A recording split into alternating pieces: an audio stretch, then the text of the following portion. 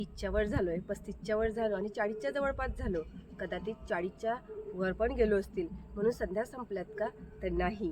की मी आता शिकू का? हा प्रश्न स्वतःला विचारू नका. तरी असं विचारा की माझी ग्रोथ मला कशी करता येईल, मला माझा सेल्फ रिस्पेक्ट कसा वाढवता येईल, मला माझा सेल्फ कॉन्फिडन्स कसा वाढवता येईल आणि मी माझी पर्सनली ग्रोथ कशी करू शकेल.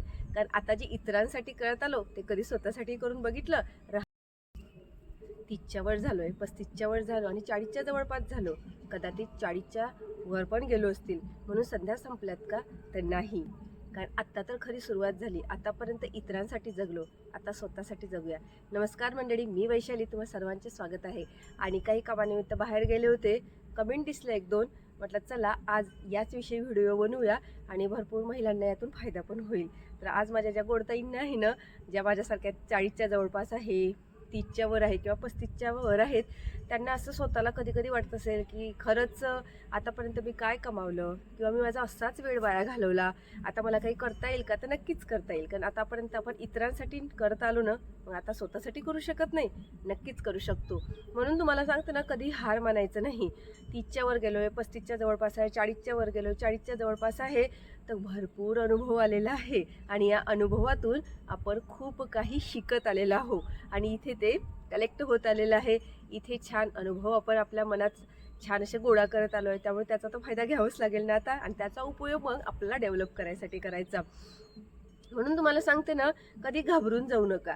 माझं वय एवढं झालं तर वयावरून शिक्षण ठरवू नका. की मी आता शिकू का? हा प्रश्न स्वतःला विचारू नका.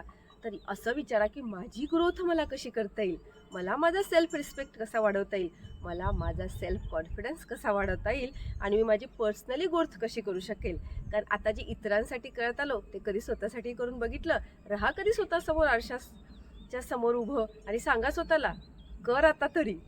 कारण पुढची 10 वर्ष तुझीच आहेत.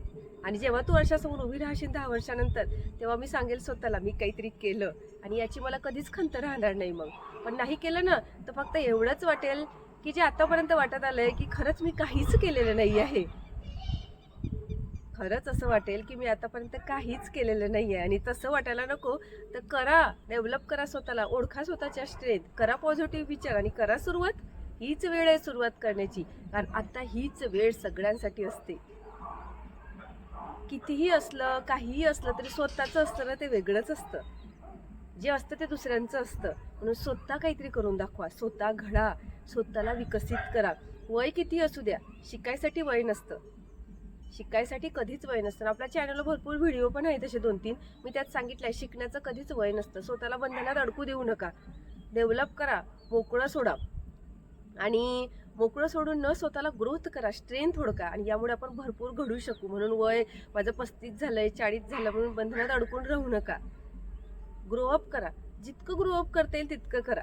कारण कुठे आपल्याला कशासाठी ते उपयोग पडेल, बिझनेस असू दे किंवा मग अभ्यास असू दे किंवा मग आता अभ्यास जरी संध्या उपलब्ध नसल्या तर बाकीच्या संध्या असतात, त्यात आपण स्वतःला डेव्हलप करू शकतो. म्हणून स्वतःला इतकं डेव्हलप करायचं ना, करत राहायचं, अपग्रेड राहायचं. भरपूर फायदा होतो या गोष्टीचा आणि याच गोष्टीतून आपण भरपूर काही शिकू शकतो. म्हणून स्वतःला कधी बंधनात न अडकवता, वयाच्या बंधनात न अडकवता, माझा म्हणण्याचा अर्थ वयाच्या बंधनात न अडकवता स्वतंत्र व्हा, मोकळ्या विचाराचे व्हा, पॉझिटिव्ह विचारांचे व्हा. इतका स्वतःला पॉझिटिव्ह दृष्टिकोन ठेवा की या दृष्टिकोनातून जगाला जिंकता येतं आपल्याला. मग चला, तर आज एवढंच बोलायचं होतं आणि नक्की तुम्हाला आवडलं असेल तर नक्की लाईक करा आणि सबस्क्राईब करा, जेणेकरून आपल्याला पण सगळ्यांपासून ऊर्जा मिळेल. भेटूया लवकरच. तोपर्यंत स्वतःला स्ट्रेंथअप करा, ग्रोथ करा आणि सेल्फ इंडिपेंडन्स व्हा आणि कॉन्फिडन्स राहा. बाय.